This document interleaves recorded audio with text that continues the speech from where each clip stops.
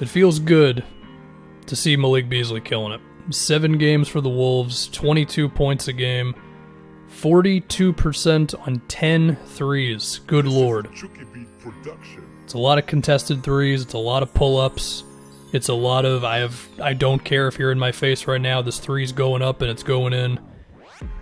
And if he's going to be able to shoot at that level, which, yeah, it's probably going to dip down a little bit, but if he's able to be close to this level, we'll say 38% on 7 threes a game, and not all of them are catch and shoots, it's off the dribble and all that stuff again, then his offensive ceiling is really high. I mean, he's not shooting a lot of free throws right now, so take that for whatever you will, but, I mean, do the Wolves suddenly have 3 20-point scorers? I mean, I was all in on not trading Robert Covington, but clearly they should have traded Robert Covington if this is what they were going to get back, you know?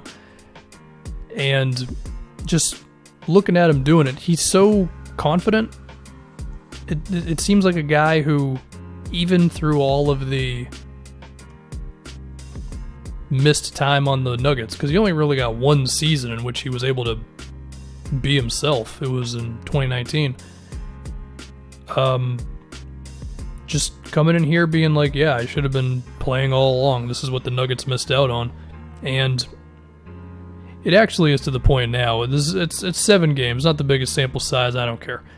The Malik Beasley is playing better than like almost everybody on the Nuggets outside of Jokic. To the point where I'm kind of like, you guys really chose Will Barton and Gary Harris and Monte Morris over this guy? I mean, look, I love Monte Morris and his efficient passes as well, but Malik Beasley's dropping 20 a game. Like, you know, you can harp all day on Torrey Craig's defense. Give me the guy who's going to drop 20. So, there's a chance the Nuggets are going to be regretting this one. As for the Wolves, they got another offensive option. Now, unfortunately, Towns got hurt quickly after this move was made, so we have not been able to see the trio of Beasley, Towns, and D'Lo for that long. In fact, they only played 1 game, 23 minutes. For what it's worth, their offensive rating with those 3 was 131. That's pretty good.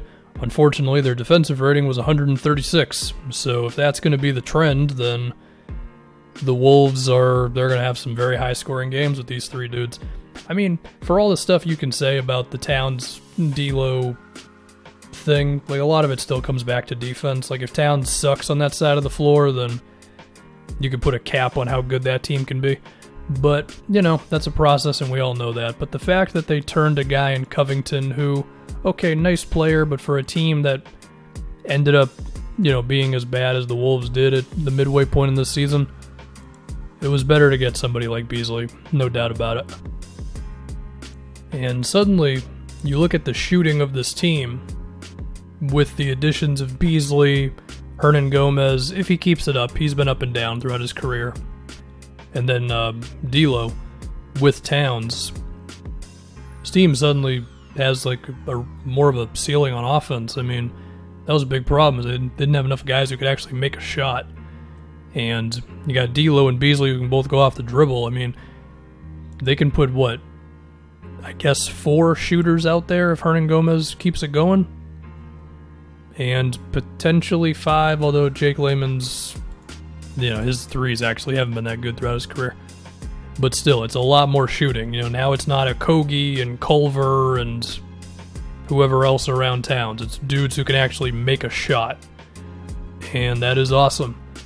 If we look at the future, you know, salary and all that stuff, they are going to have to re-sign Beasley. I think they should do that. As far as what he could get offered, you know, I could actually see him getting offered a generous contract in restricted free agency. I mean, you look at, like, the Pistons, for example. I'm sure they would love to have him. The Knicks would definitely like to have the guy. And, you know, we could see some other teams get out of some money. Toronto, that would be an interesting one. Although they got to make a decision on Van Fleet and yeah.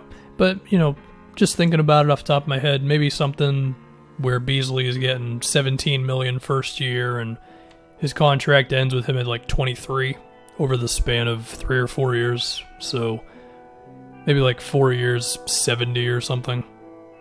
On average, that would be 17 and a half a year.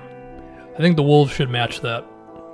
I guess there would probably be a cutoff at some point, but even then, maybe there isn't for where this team is going, because, I mean, the D'Lo thing is very nice, but Beasley,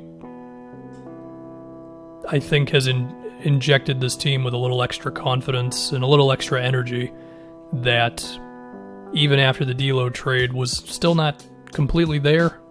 Because I think the energy was like, all right, well, we got D'Lo, but we still got work to do. And now it's, oh, wait a minute. 3 dudes who can be something on offense. So, yeah. As far as other things these guys could do, they still have their pick this year. And they do have the Nets pick. And they've also got James Johnson's expiring of $16 million. So I guess there's an opportunity to get a player in the draft, or not the draft, but in the offseason. Because, I mean, I would think the Nets pick, as of right now, is probably like 17th or 18th.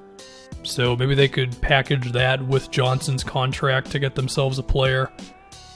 I have to assume they're going to use their own pick, because even with this newfound excitement, they're still a bad team. I mean, they're 17 and 40. So, you know, there's a chance in which next season the Wolves are walking into it with one exciting draft pick, and you know, maybe they could still use the Nets pick to draft somebody. Nothing wrong with that.